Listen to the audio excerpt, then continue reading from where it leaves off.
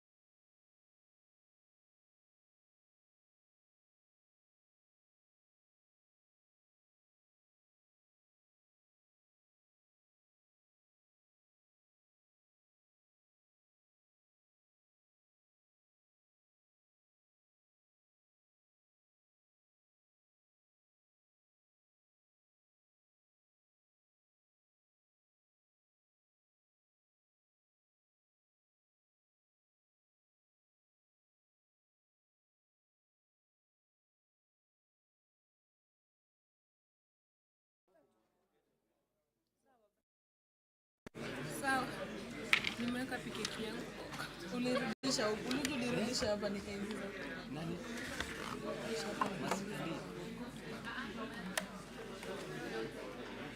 Una just talking.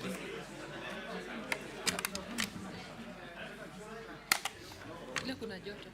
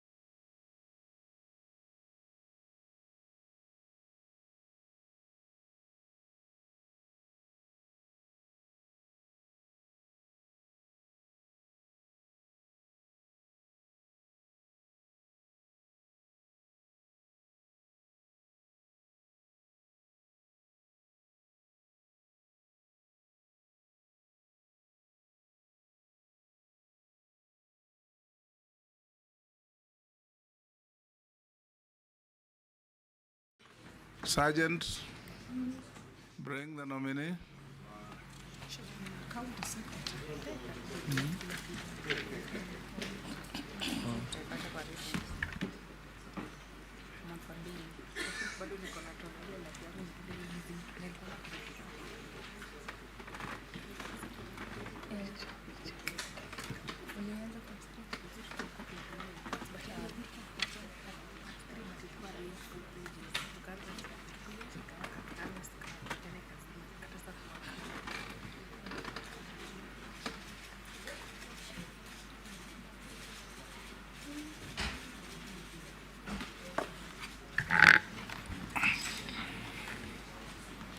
Good evening.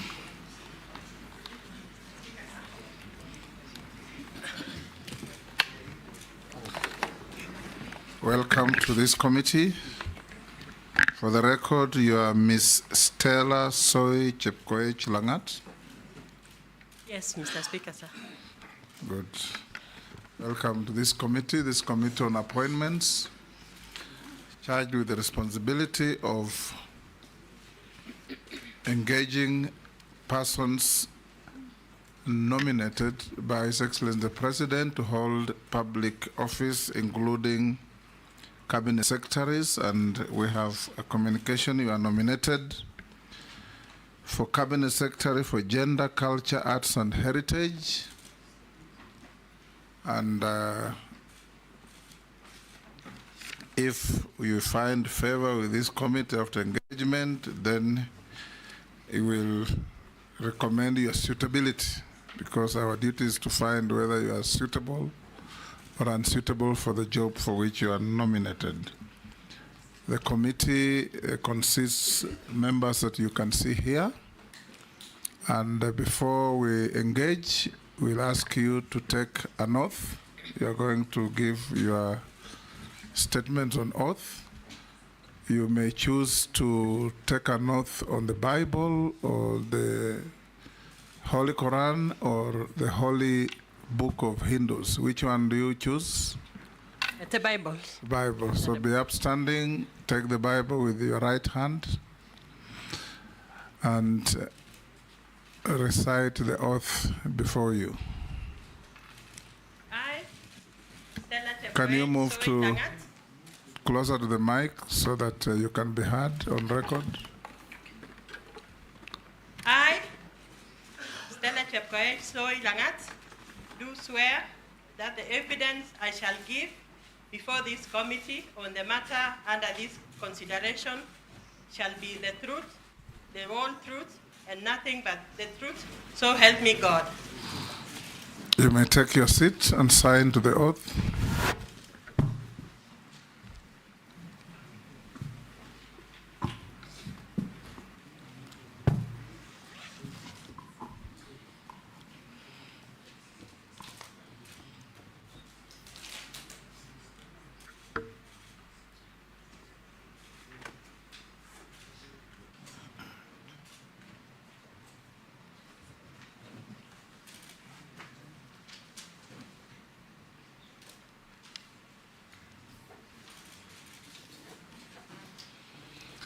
I'm the Speaker of the National Assembly and Chairman of this committee. On my right is the Deputy Speaker, Honorable Gladys Boss. My left is Sarah Kyoko, our Deputy Clerk, and I'll invite members to introduce themselves for the record. Naisula Lesuda, MP Samburu West. Nishungwa. Nelson Koech, Belgut. David Kosing, Pokot South. Emase, introduction. Mase Mary, Teso South. Abdul Rahim Daoud, Nordi Menti Meru. George Gitonga Murugara, MP Tharaka. Owen Bayer, MP Kilifi North. Robert Mbui, MP Kadhiani. Stephen Mule, MP Matungulu. Dido Raso, MP Saku. Abdi Shurie, Balambala. Mishimboko Likoni. Rehab Mokami, Nyeri County. Caleb Saboti.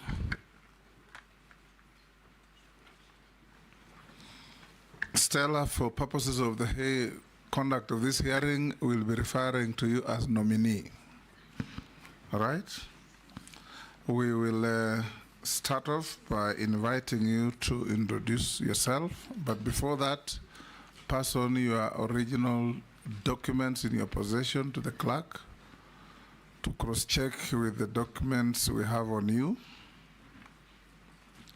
So start by introducing yourself by name, educational background, work experience, any key competences that make you feel you are suitable for the appointment to which you have been nominated by His Excellency the President.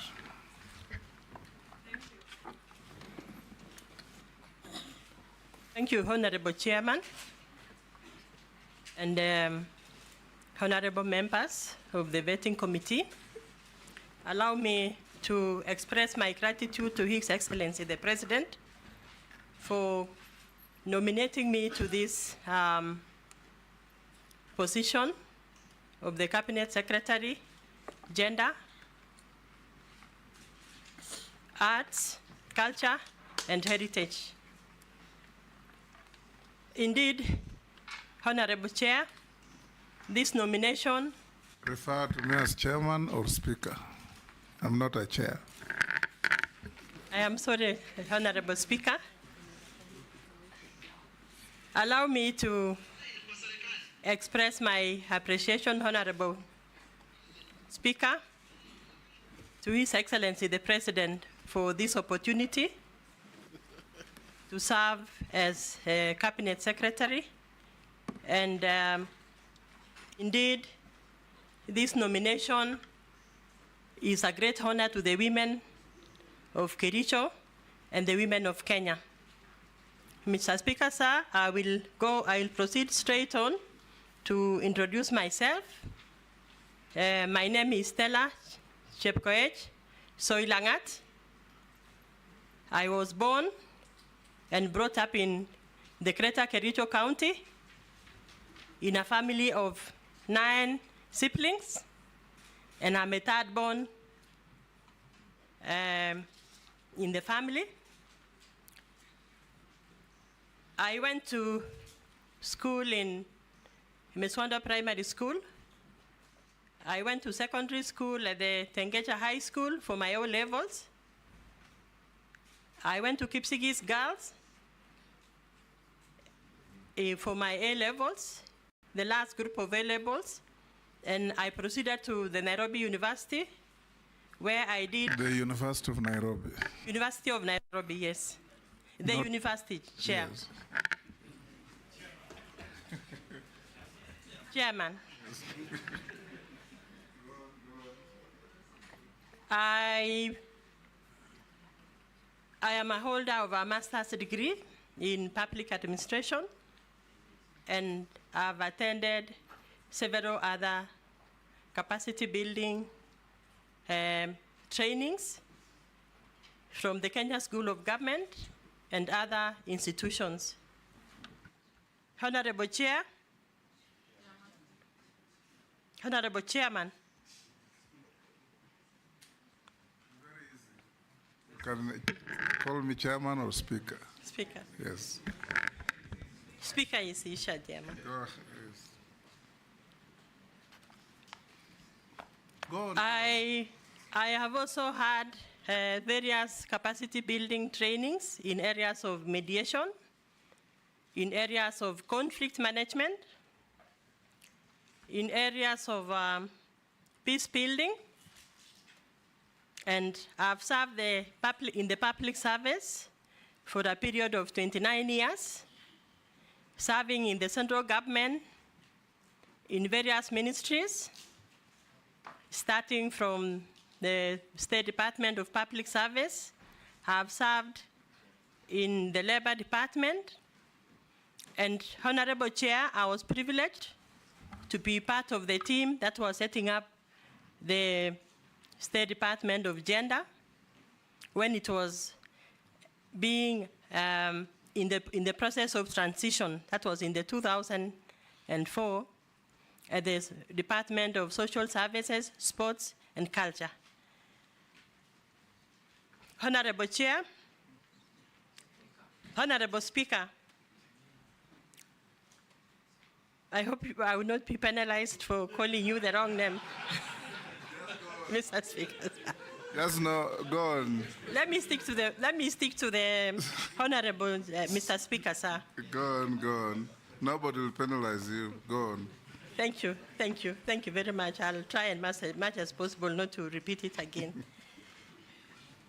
So, Honorable Speaker, I've built a career in the public administration, working in several ministries, and I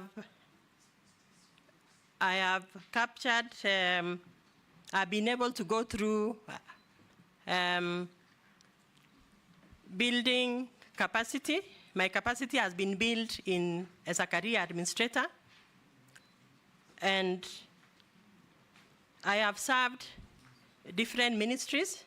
I have also served in the public administration, field administration, covering 3 regions, that is the Rift Valley. I have served in the Eastern region. I have served in Nyanza and South Rift Valley. Mr. Speaker, I have also been involved in institutional building.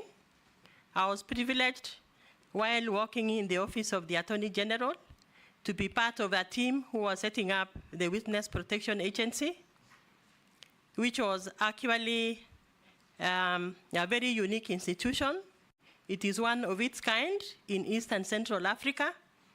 And I want to believe, Mr. Speaker, that gave me an opportunity also to interact with issues of gender-based violence and the need to protect witnesses for purposes of ensuring that there is success in the prosecution and also to strengthen the administrative justice system.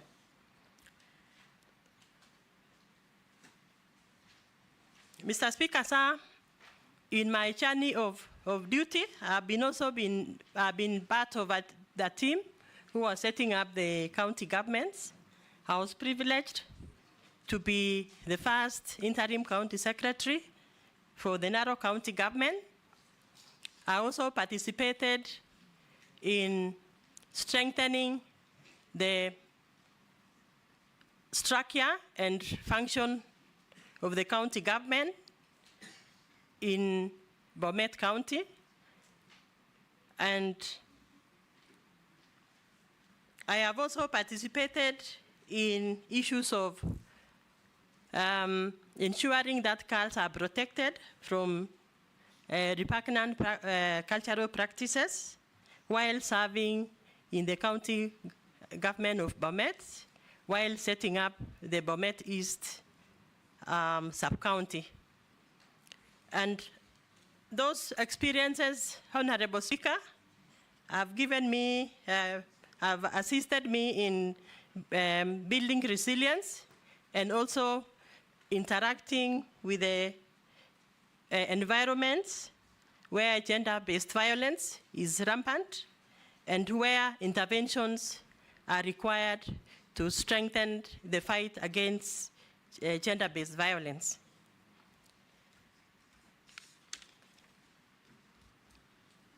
Mr. Speaker, sir, I think my experience in field administration has assisted me in terms of building resilience, building courage, and also building hard work and sacrifice, which are actually the pertinent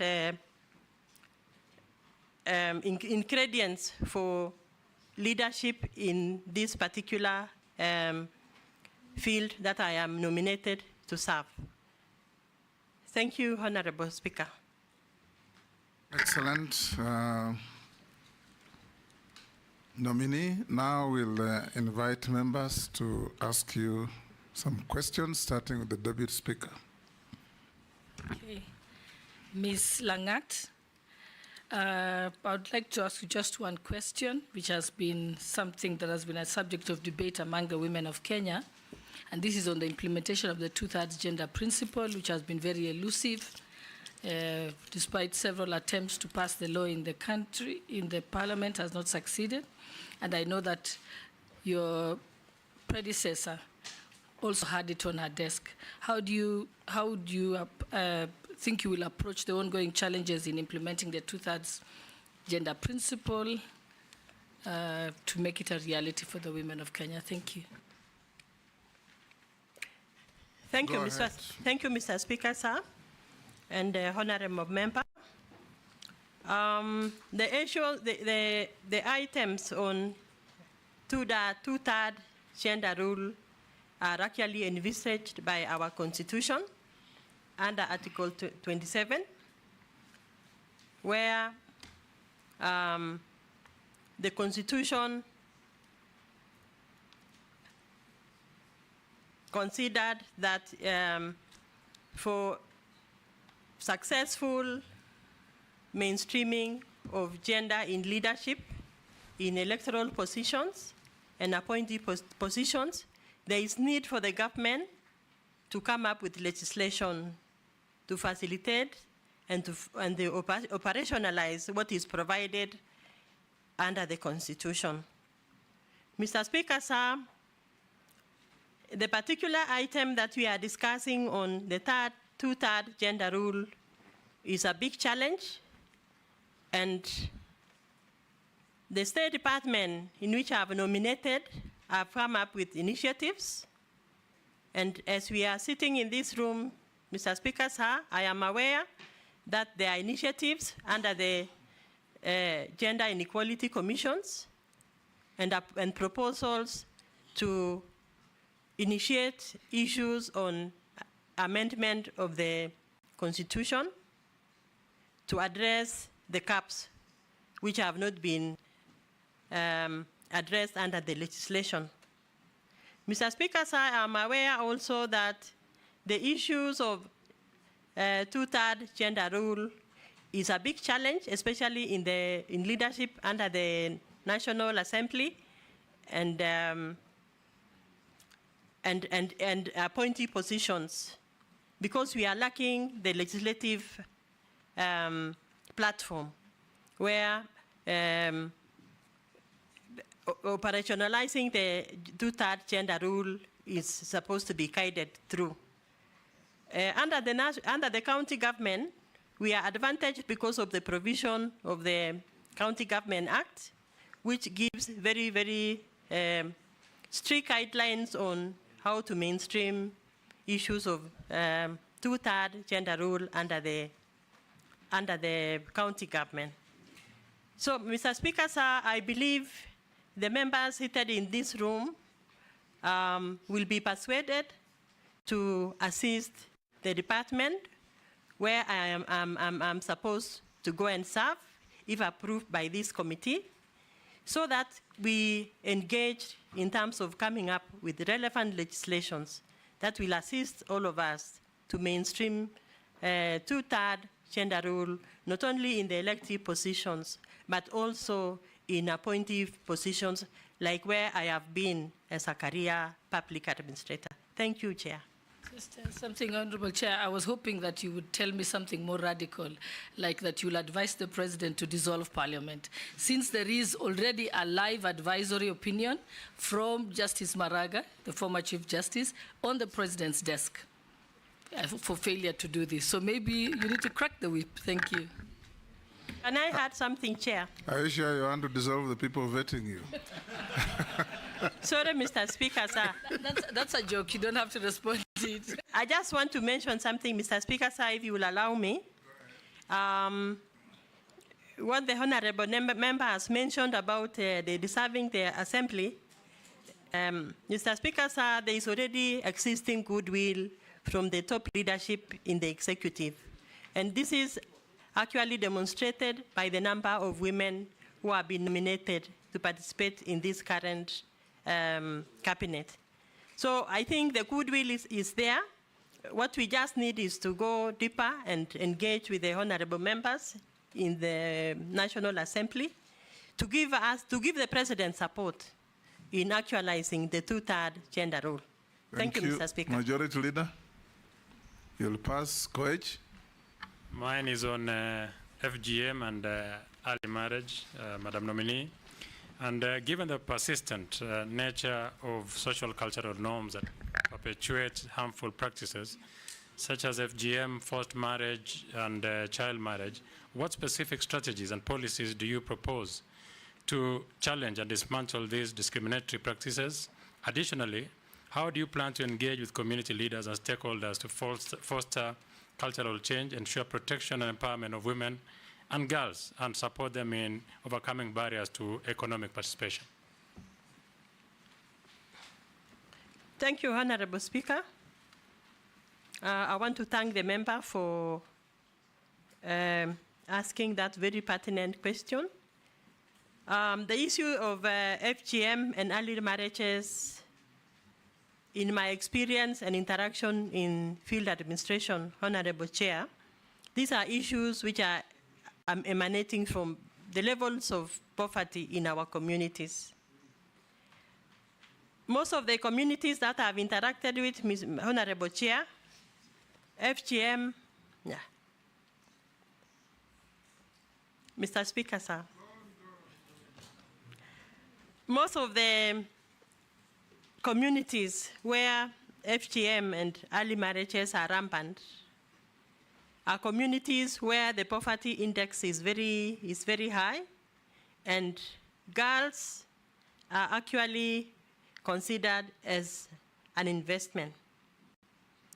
So, Honorable Speaker, to address the issue of FGM and early marriages, we need to address poverty in our communities by empowering men and women, and more especially the men, because for a successful girl to progress and grow to be a person to be dependent on by a society, it takes a man.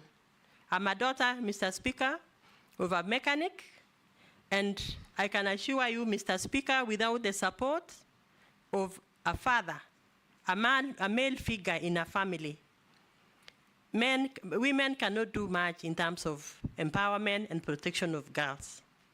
The second thing, Honorable Speaker, is addressing the issue of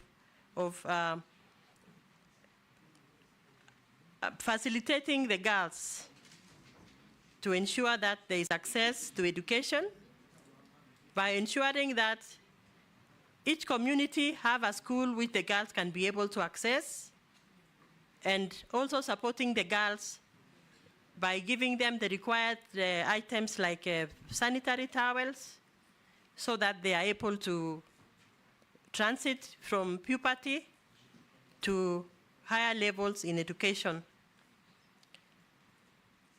Honorable Speaker,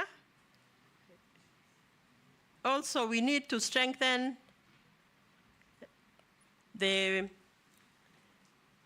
women who are actually, they are the women who are actually earning a living from being the perpetuators of FGM, by giving them alternative means of income through economic empowerment. And one area where we can help these women is to allow them and to access funds through the normal arrangements that we have right now under the Kenya Kwanza administration. We have Hustler Fund. We also have Women Women Enterprise Fund. So we can empower these communities so that they get alternative sources and forget about our girls, because the only way to protect girls are to protect the perpetrators who are using the girls for economic gains. And finally, Honorable Speaker, is to create awareness among the societies, the communities where FGM is rampant. And I'm counting on the members in this room. As I listen to the introductions, I could assign every community where girls are experiencing the FGM, so that we have concerted efforts and help these girls together through the bursaries that the members sitting in this room are administering, so that we bring down the rates of early marriages and FGM in our country. Thank you, Honorable Speaker.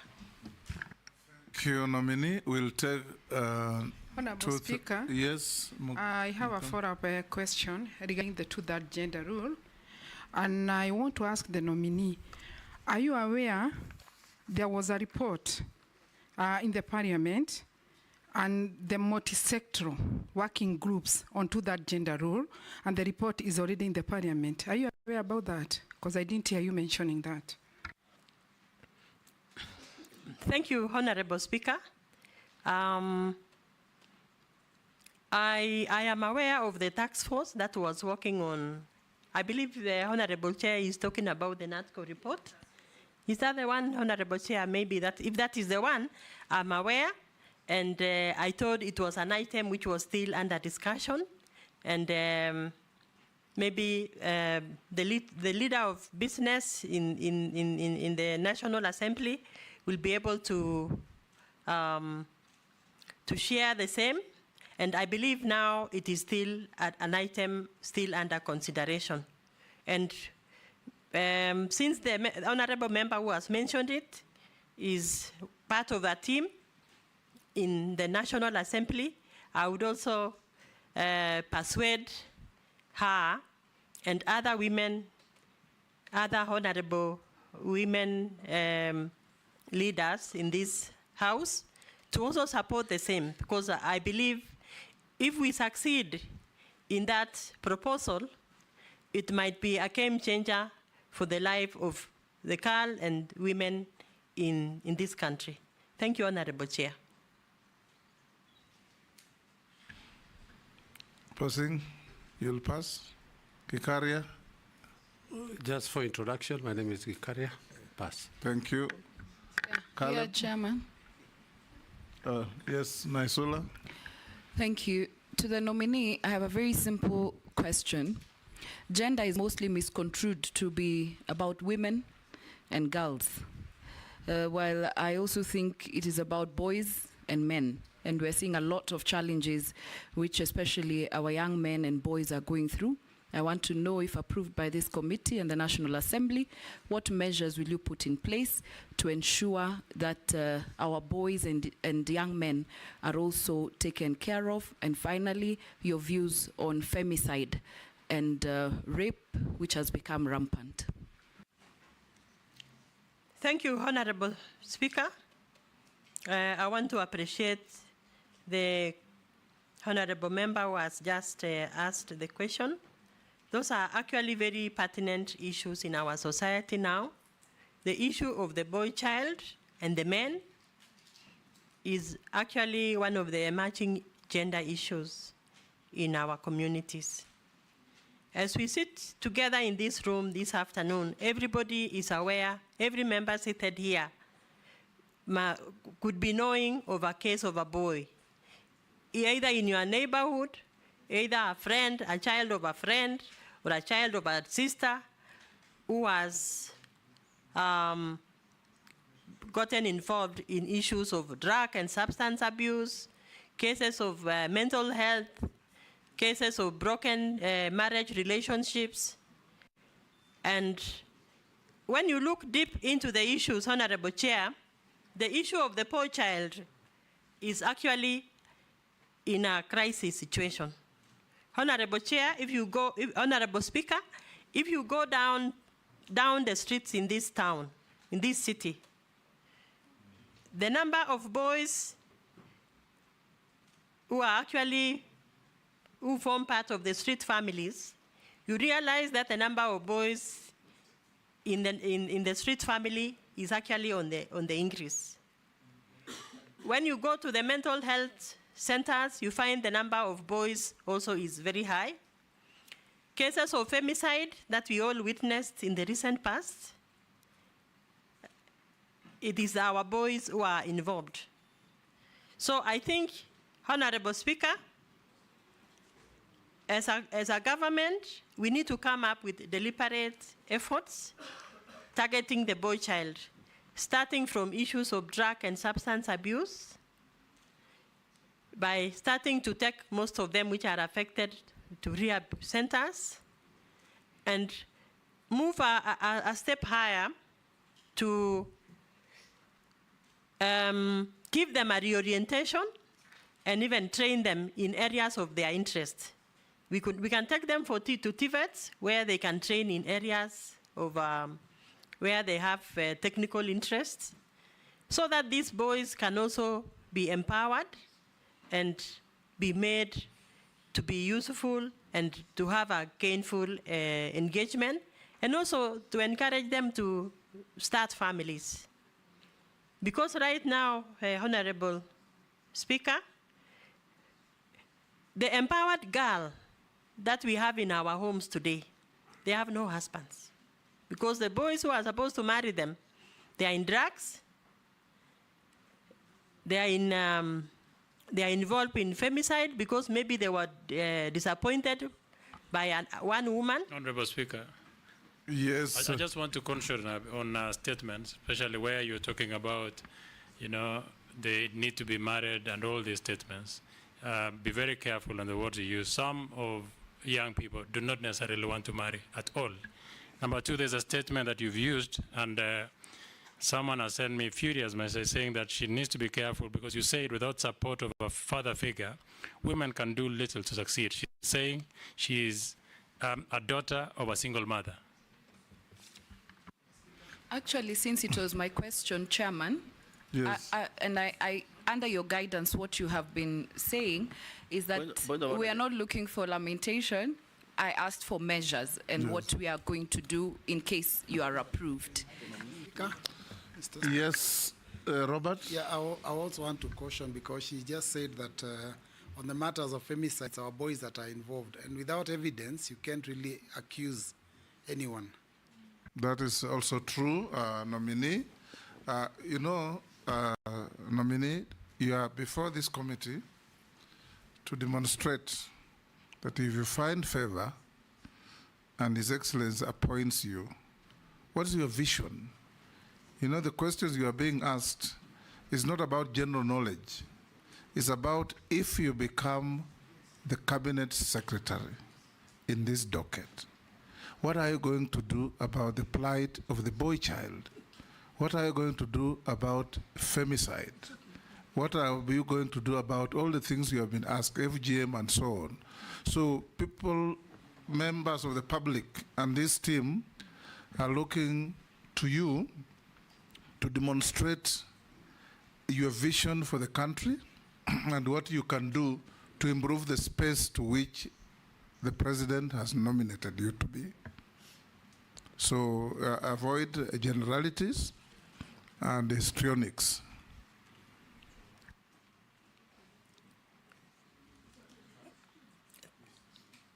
Thank you, Honorable Speaker, and sorry for the deviation. I want to just add something, Honorable Speaker, that most of the areas that honorable members are asked, they are areas also of research, which I might not have information, I might not have the data, but I could be having general knowledge. And since, Honorable Chair, I'm not an expert, I withdraw my sentiments, and I beg the honorable members to give me an opportunity to continue with the presentation. We'll go to Owen. Just a quick one, Honorable, so I can also give guidance. I think, I mean, we would like to see what are the policies, what are the policy gaps in the gender sector? What are the legislative gaps in the gender sector? And the other areas that you've been nominated to. You're not just in gender, you're also in culture and something else. Culture, arts, and heritage. Yes. The heritage part is quite important for this nation, but I haven't heard you actually say anything about heritage and what are the issues that we need. Probably I need to ask you, what are the issues in heritage? How are we going? Gede Ruins has been given a title now as one of the UNESCO World Heritage Sites. How is that important to this country? And there are many areas where we have these UNESCO Heritage Sites, but the people there are very poor. They have not had any impact on this world classification in terms of heritage. What is it that you need to do in culture? You know, in terms of performance arts, in terms of young people, content creation, and all that. If you give us that, we'll be able to see, yeah, you really can help this country in the cabinet. Thank you. Good. George, no? Mary, you'll pass? I pass. You'll pass. Robert? Yeah, thank you, Speaker. As a nation, we have toyed with the idea of a national dress for a very, very long time. But we are still stuck in formal wear that is foreign, even during our national events or social engagements. In fact, you can see that when we are doing all this work, we've all been in suits and ties. And even our parliament, we have to be in suits and ties. What do you have to say about that on issues of dress, the Kenyan dress?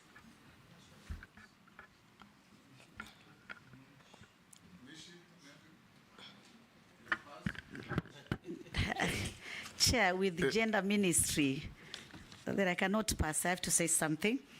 And my question, one will be on the gender-based violence. And I'm looking on how are you going to do some intervention, because the cases are rising each and every day, especially in the rural setup. And one of the reasons is because there's still some tradition. When these cases happen, the family feels that if we go report, we're exposing our daughters. and become a challenge to that daughter to receive some justice. On the same breath, we have seen what is happening in our police stations when these cases are reported. The evidence on some cases have been confiscated, and maybe sometimes the evidence are not there, are not even taken to the courts, and it becomes a very big challenge for these daughters of ours to get some justice. I want just to get from our nominee, what kind of intervention, or rather mitigation, are you really going to do? Because we have good laws, sexual offense bill, we have the victim protection bill, and so many others. But still, each and every day, we are seeing these cases. And it's shocking that you can even see a father raping a daughter, a brother raping a sister. It is really very, very sad, Honorable Chairman. My second question, it is about the issue of our culture and heritage.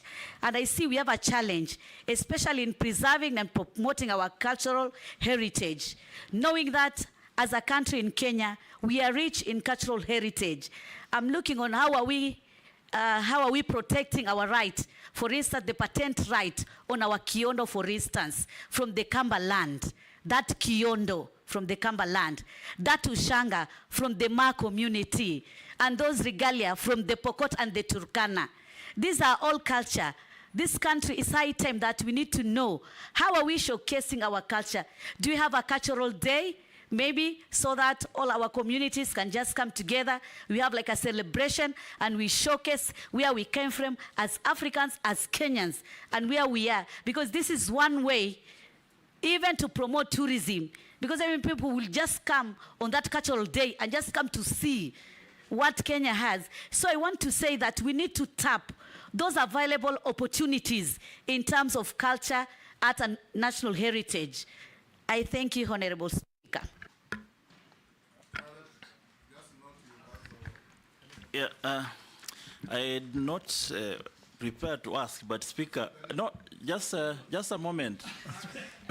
I wish you listen to me, Speaker. I said I did not have a question, but I just had an opportunity to peruse a CV, and I noticed something very unprecedented with the civil, the officer in public office. The nominee, you've not gotten... On which page? From page 13, basically on her experience and the position she has held, all the way to 21, actually all the way to 23. Not arranged in chronological manner, but from 23, she has served in so many positions across so many ministries, county governments, parastatals. There is no any promotion in one single ministry. So it begs the question, why are you not promoted from where you are? You are always going to another organization, another office, another either county government. Sometimes you are exchanging. Yeah, so I just wanted to know why. No, I think you're reading it wrong. Yes, because if you look at it from page 20, if you start with page 23, which is the father as far back, she was a personnel officer. Then she rose to a district officer 3. Then she rose to assistant secretary. Then she rose to assistant secretary again in the finance division. Yes. And then I think Caleb never worked in the public service, so he doesn't understand it. No. I think you didn't get my question. At least if you work in the Ministry of Interior, for example, you will rise up. If it's Division 1, you go to Division 2. My question is that all these organizations, there's no any single workplace you've risen up. You're always going to the next. If assistant secretary 1, and then at the Ministry of Defense, she was a senior assistant secretary and personal assistant to the permanent secretary. That's a rise. You could and under secretary is a rise. No, I think you're being disparaging of women. Then let the nominee respond. It's just a simple question. Chairman, point of order. Chairman, just to add on what Caleb has just said, I've also observed that she has been working on a very short period of time. Short period, if you just look, maybe we need to understand why, for instance, Minister of Labor, 2005 to June 2008. And there's one, no, there's one which was very short. Be fair to the nominee. In public service order. Yeah, we just need to understand maybe that trend. We just need to understand. In public service, Honorable Mishi, we need to understand. I'm not defending the nominee, she will answer. But in public service, no servant chooses where to work. You can be rotated around anywhere. I was a magistrate for only 8 months, and I worked in 5 stations. I don't know what you would say about that. Nominee, you've had the questions, including Caleb Amis's question, that you seem to have been marking time in your positions of appointment, and you suffered regular transfers and change of places of work. Thank you. Thank you, Chair. Yes. Thank you, Chair. Thank you, Honorable Speaker. I beg to start from the last question so that I clear the air. Honorable Speaker, maybe also to shed some light on the operation of a public service, where I've served for 29 years, Honorable Speaker. In the public service, there is what we call rotation of staff. And in the career, as a career administrator, you can only work in one station for not more than 3 years.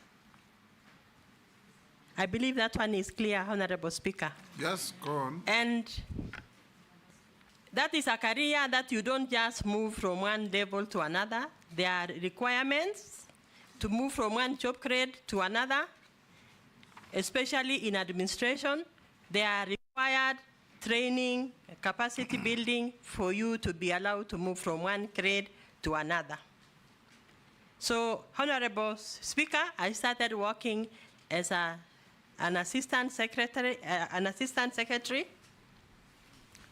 which is equivalent to DO3 in field administration. I rose to the level of assistant secretary 2. I moved again to 1. I moved again to senior assistant secretary. I moved again to under secretary. I moved again, if you can follow my CV, to senior deputy secretary, where I served for a very long time. And the equivalent position in the field is Deputy County Commissioner 2. So, which in the old system would be a DC? DC, which is senior DC. So, Honorable Speaker, the working of a public service is complex, and I appreciate the questions from the members. And like in the first phase that you can see in my CV, I've worked in 3 different state departments. Move to another question. Yes. So I believe I've... Address the question by Owen, then the question by Mishi, and the question by Robert. Honorable Speaker, I beg to answer the questions from the question of the UNESCO historical sites, which was asked by one of the honorable members. And I want to report that the Republic of Kenya was privileged to be part of the countries whose one site was approved by the UNESCO in the 2024.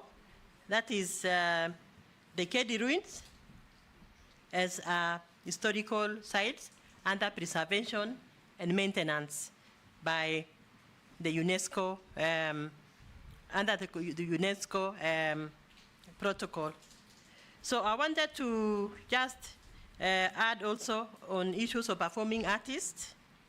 Performing artists in the Republic of Kenya are actually assisted through the Kenya Cultural Center, where we have the National Theatre with a comprehensive setup of other facilities which are assisting our performing artists to be able to exploit their talents and develop them and be able to have a gainful, they are able to participate in the economic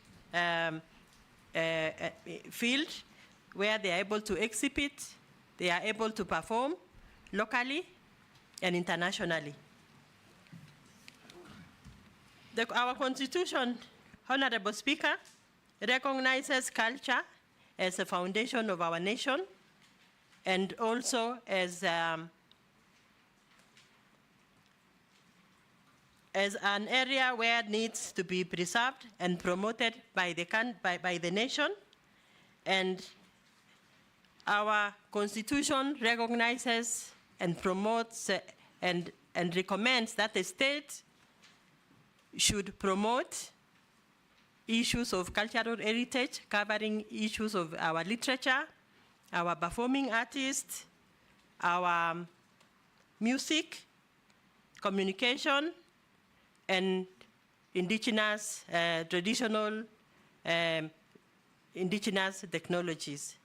It also recognizes that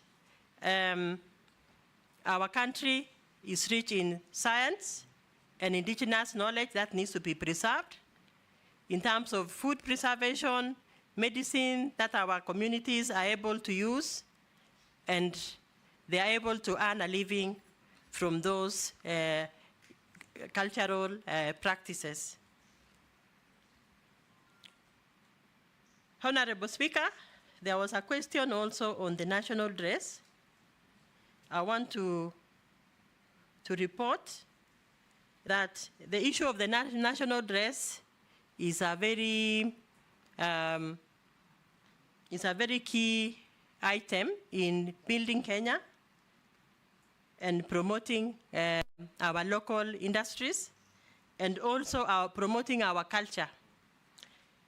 The issue of national dress, Honorable Speaker, is one of the items that were presented in the meeting under the State Department during an Naivasha meeting, which was held last year. And there was a report, and there is a task force that has been constituted to be able to come up with a national dress through a consultative process where we can be able to have a national dress that can be acceptable by all the communities of this republic. And because the challenge that we have had in this past, Mr. Honorable Speaker, is having a national dress in a very diverse community, with very diverse communities like the ones we have in our republic, is a big challenge. So unless we have concerted efforts, it will not be possible to have a national dress that belongs to one community. I think that is what I submit for that particular question, Honorable Speaker. Go to Honorable Mishi. Mishi, was it on gender-based violence? Yes, on gender-based violence. Yes, Honorable go ahead. Speaker. Thank you, Honorable Speaker. On gender-based violence and the interventions that I would be able to bring on board if approved by this committee. Honorable Speaker, gender-based violence in our republic is still a very big challenge, and currently we are doing around 36 and 47% cases are reported in our republic arising from issues of gender-based violence. Honorable Speaker, to be able to stabilize and create an environment, an equitable environment free from discrimination and violence, it is our priority, Honorable Speaker, to empower the communities by creating awareness in our villages to all men and women, through our village elders, through the Council of Elders by shaping the perceptions. Because most of the areas that we are having issues of gender-based violence are areas where we have issues like female genital mutilation, early marriages,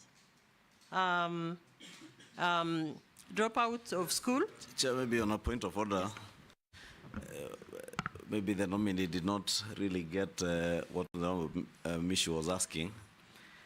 There are so many cases even of femicide. You must have seen the case in Kware here in Embakasi, where the target were basically young women and largely younger women.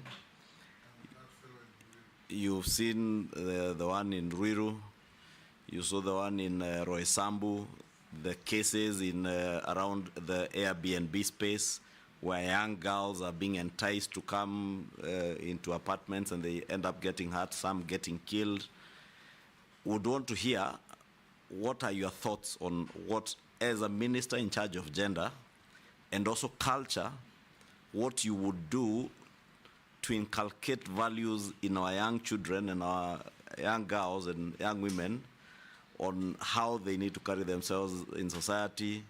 How do you avoid such things? That's what we would want to hear, your vision of how you would want to carry out that kind of work to make sure that nobody is taking advantage of young women in this country to go and harm or kill them. Thank you, Honourable Speaker. I want to appreciate the member for making interventions. And I want to say this, Honourable Chair.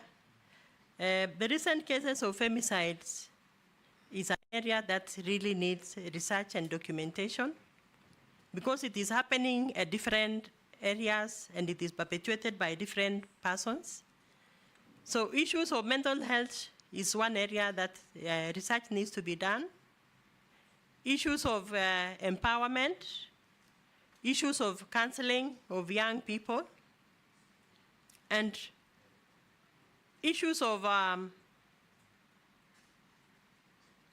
family challenges that could be witnessed by, that could be happening or being experienced by members of our community.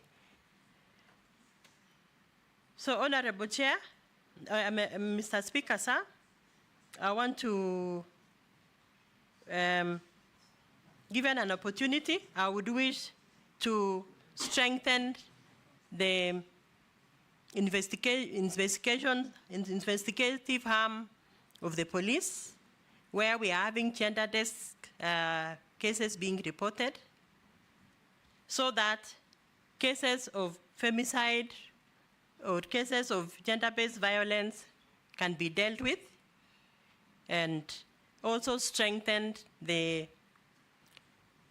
role of the Witness Protection Agency, because this is a very gray area where we could even be having people who know what could have happened, but since there is no strong protection system for witnesses, it can also be a challenge to get investigation and get to the root of the matter in cases of femicide. You should also respond to the question from Robert Mbui was on the arts and the creative space, and his question was very simple. If you get favor and you become the cabinet secretary, what will you do to support, promote, and protect our artists? Isn't that your question, Robert? Or who asked that? Oh, that was Owen Bayer. You haven't answered that, to the best of my understanding. There is also a question from Mishimbog about patenting our heritage products like Ushanga, like Kiondo, and so on. If you find favor again, what will you do to protect our local innovations that reflect our culture? Mishi, that was your question as well? Yes, that was my question. Yes. And maybe, Speaker, you will give me time. Just maybe let her answer those first. It is on the same perspective, the one which I asked about when the cases have been taken to the police, because that is the first station. You report the cases of GBV. She said she will strengthen police investigations. No, I just want to say something very crucial, yes, which has just happened recently. You know, I cannot see properly, but just recently our CG Kome had opened some two courts at Siaya and Kisumu, and specifically for gender-based violence.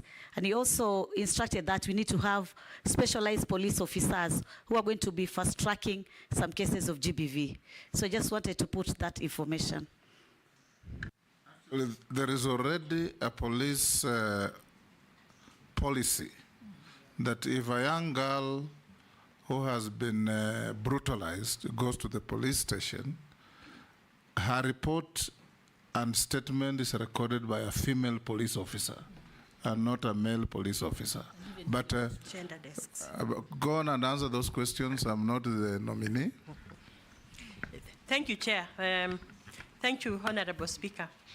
Thank you for repeating the question again.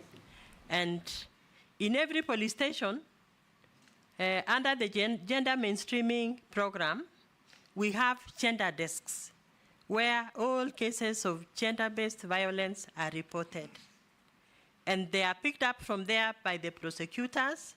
And if there are any witnesses that needs to be protected for purposes of successful prosecution of cases, they are referred to the Witness Protection Agency for protection to ensure that there is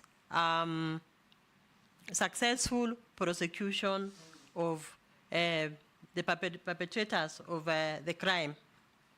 So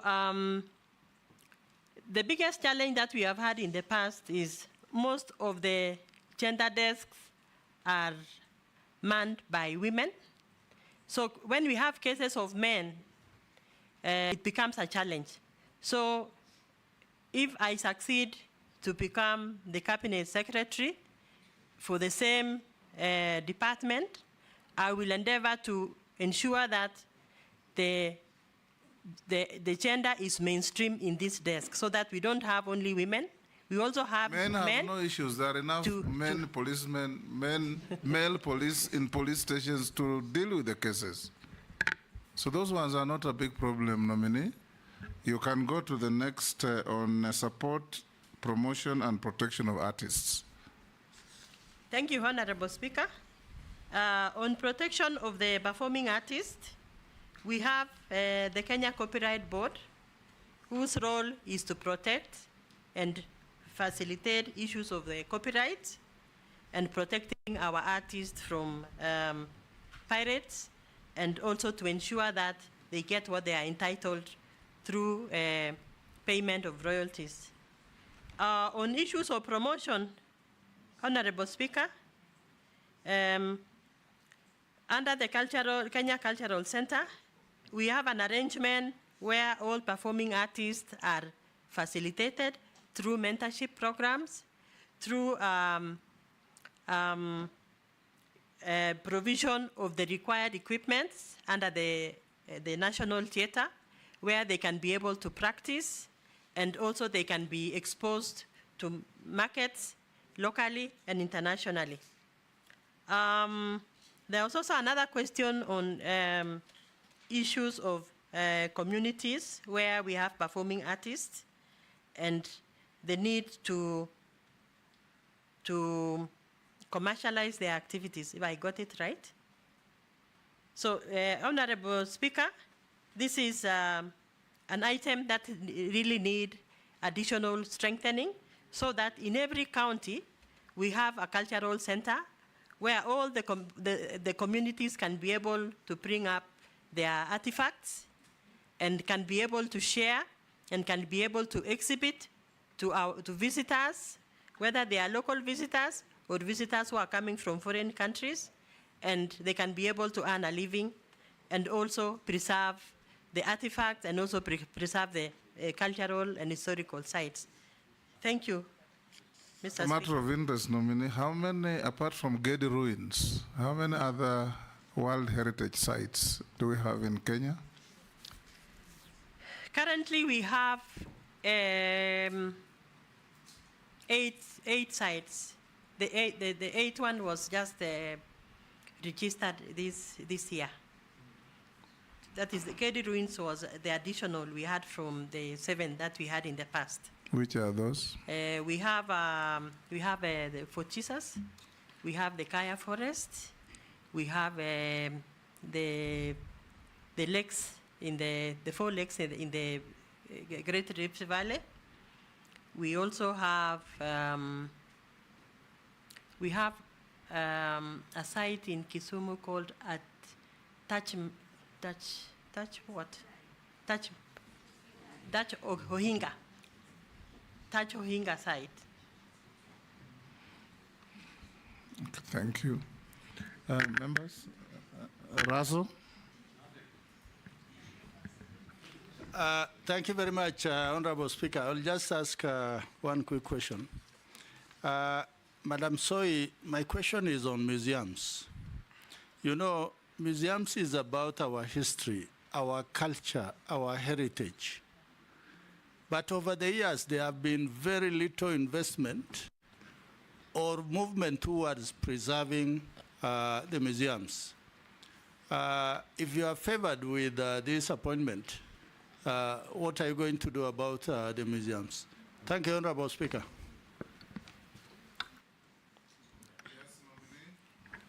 Can you respond? Thank you, Honorable Speaker. About the museums and the monuments, this is the main focus of the Kenya Kwanza administration, and it is actually scheduled that all the artifacts that were taken away from this country are going to be brought back to the National Museum. And plans are already underway to strengthen the role of the museums in championing the repatriation of our stolen artifacts. And Honorable Speaker, the museum and the Kenya National Museum is a priority agency under the State Department in terms of even the provision of a budgetary provision so that it is able to run its activities. So it is in the interest of the nation that the Kenya Museum has been reformed so that we continue attracting tourists who are visiting the country to be able to enjoy the preserved national heritage and artifacts that we have in our National Museum, including the documentation of our history as a country. Thank you, Chair. Yes, Owen?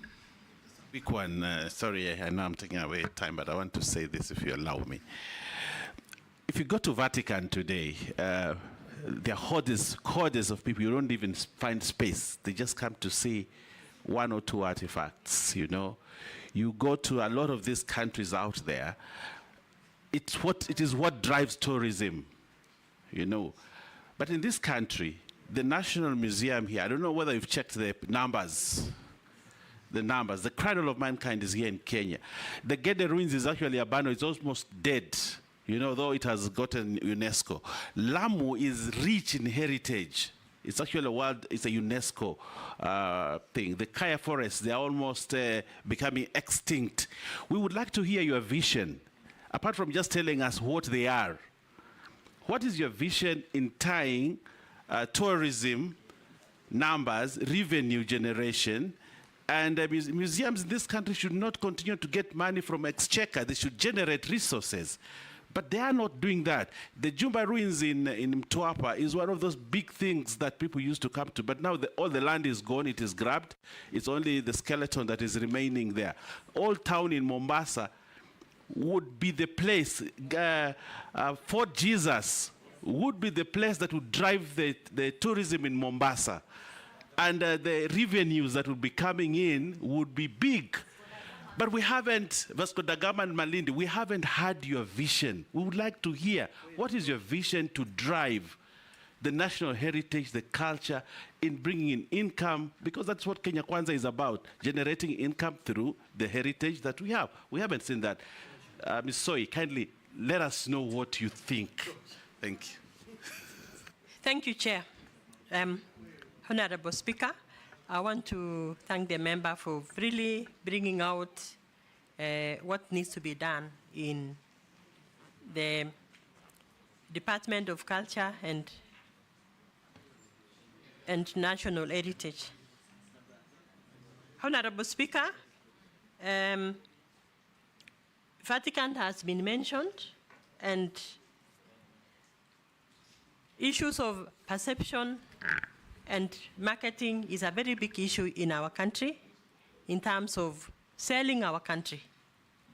Branding the country is a very big issue, and I would want to say, Honorable Speaker, I think we need to do more.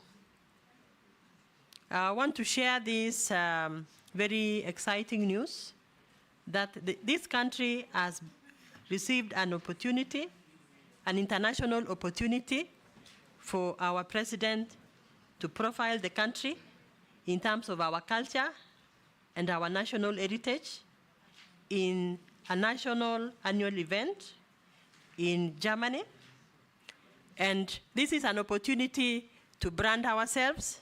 This is an opportunity to sell our country, to expose what we have in terms of our rich heritage, our food, our language, and our artifacts, and everything that relates to our culture.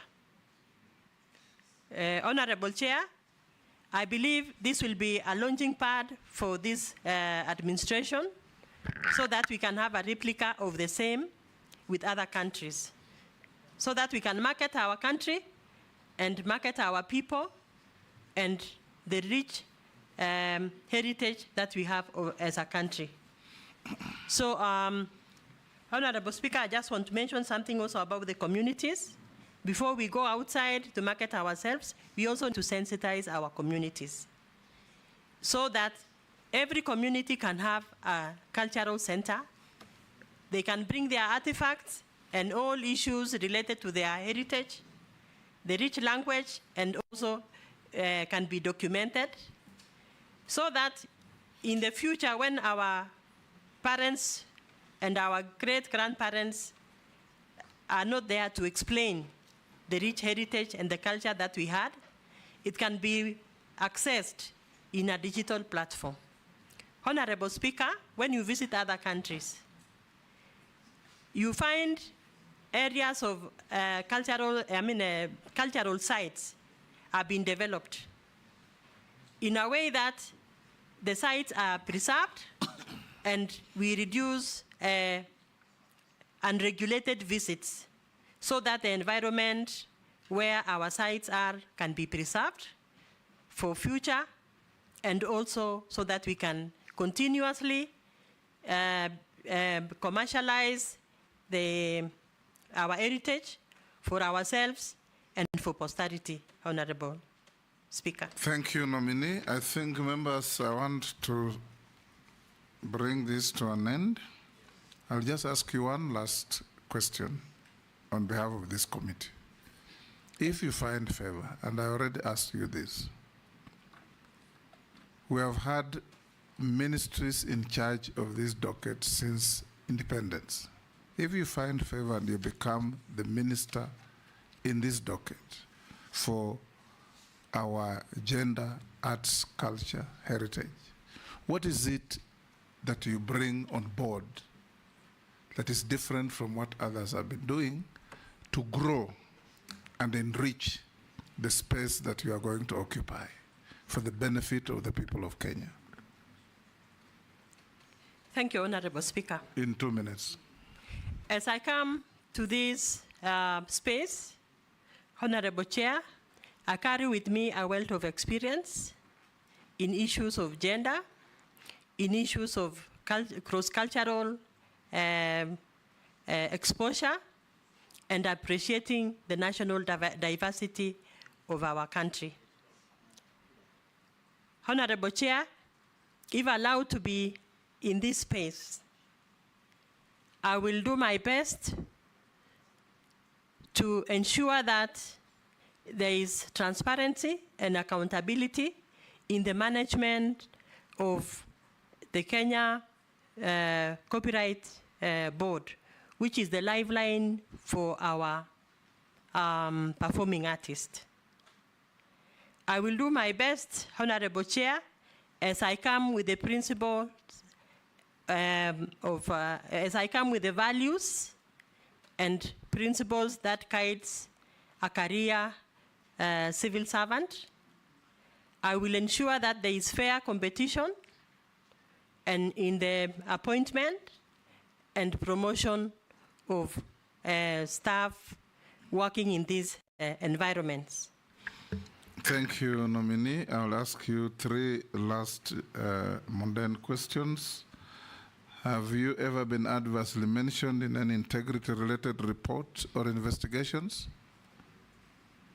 No, Honorable Speaker. Do you hold any leadership position in any political party? No, Honorable Speaker. What is your net worth?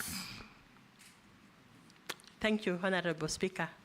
My net worth is about 70 million Kenya shillings, ranging from assets, homes, pieces of land, a few cows, and some orchard, avocado orchard, and a few shares and securities. Thank you, Honorable Chair. Thank you. Lastly, on page 3 of your documents, you say you went to the Nairobi University. I want to remind you that I'm an alumni of the University of Nairobi, and I hope that's where you went. Thank you, Honorable Chair. I actually went to the University of Nairobi. Yes, we have no Nairobi University in this country. It is just the university. The University of Nairobi. Yeah. Thank you, Honorable Thank Speaker. you, Stella. We have had a good interactive engagement. We'll ask the sergeant. We have looked at your documents and what we have in our possession, they correspond. And there were only 4 memoranda sent on you, and you responded to all of them. So we now release you to go back to your other duties and have a good evening. Thank you, Honorable Speaker. Yes. I appreciate the opportunity. Yes. And I look forward to successful vetting. Thank you, Honorable Speaker. And escort the distinguished lady out of the chamber.